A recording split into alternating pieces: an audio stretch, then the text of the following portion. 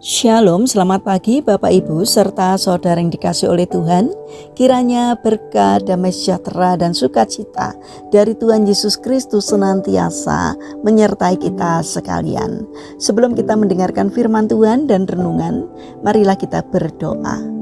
Tuhan Allah Bapa yang Maha Baik, kami sungguh bersyukur atas kebaikan dan kemurahan-Mu, karena Engkau Tuhan yang selalu melindungi, menolong dan menopang kami.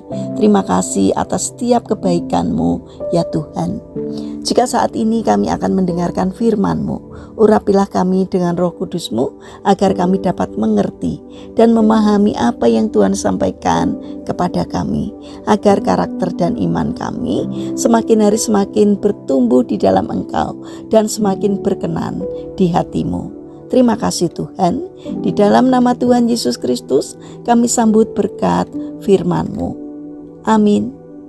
Bapak Ibu serta saudara yang terkasih, bacaan firman Tuhan saat ini diambil dari TB2 surat 2 Petrus yang pertama ayat 10 dan 11. Demikianlah sabda Tuhan. Karena itu saudara-saudara, berusahalah sungguh-sungguh supaya panggilan dan keterpilihanmu makin teguh.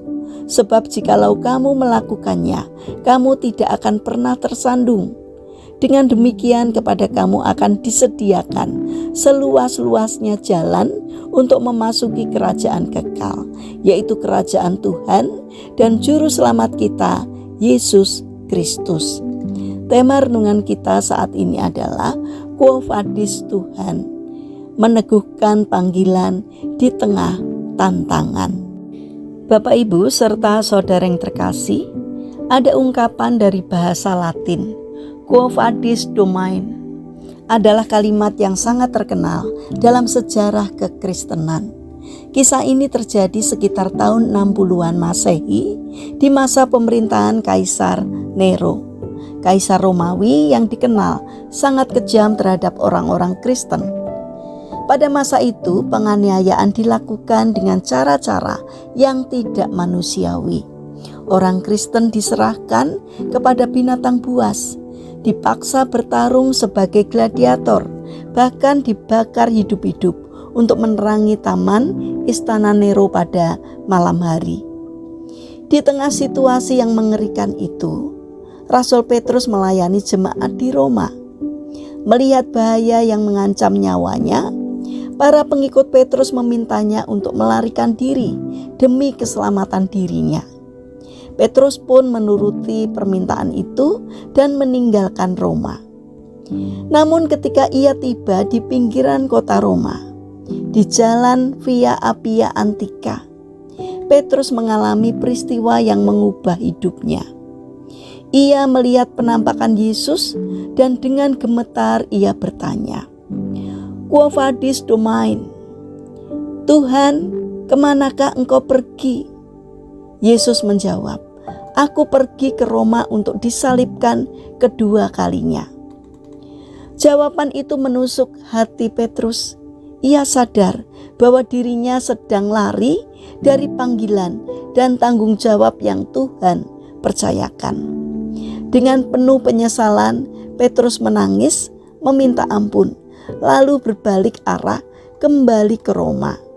Ia memilih taat, sekalipun harus membayar ketaatan itu dengan nyawanya. Akhir hidup Petrus menjadi kesaksian iman yang luar biasa. Ia disalibkan terbalik sebagai bentuk kerendahan hati di hadapan Tuhan.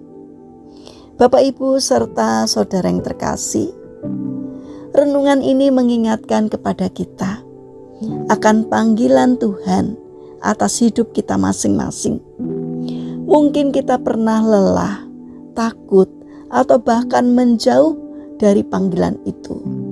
Namun firman Tuhan menasihati kita untuk berusaha sungguh-sungguh agar panggilan dan keterpilihan kita makin teguh. Hari ini Tuhan mengundang kita untuk bertanya dengan jujur, kemanakah arah hidup kita? Jika kita sedang menjauh, marilah kita berbalik dan kembali kepadanya. Tetaplah setia, sebab Tuhan menyediakan jalan menuju kerajaan kekal bagi mereka yang teguh dalam panggilannya dan tetap setia. Mari kita berdoa.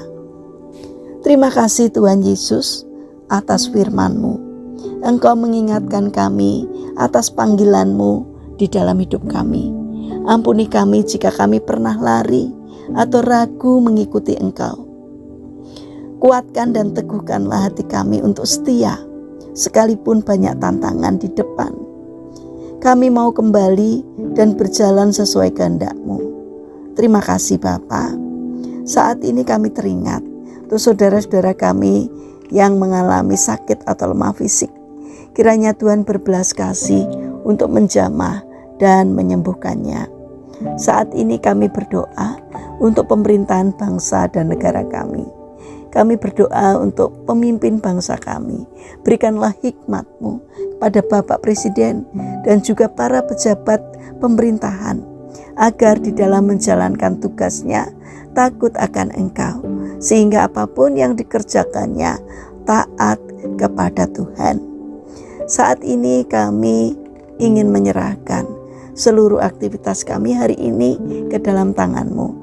Sertai dan berkati apapun yang boleh kami kerjakan, sehingga dapat mendatangkan berkat dan sukacita, tidak hanya bagi diri kami, namun juga bagi sesama kami.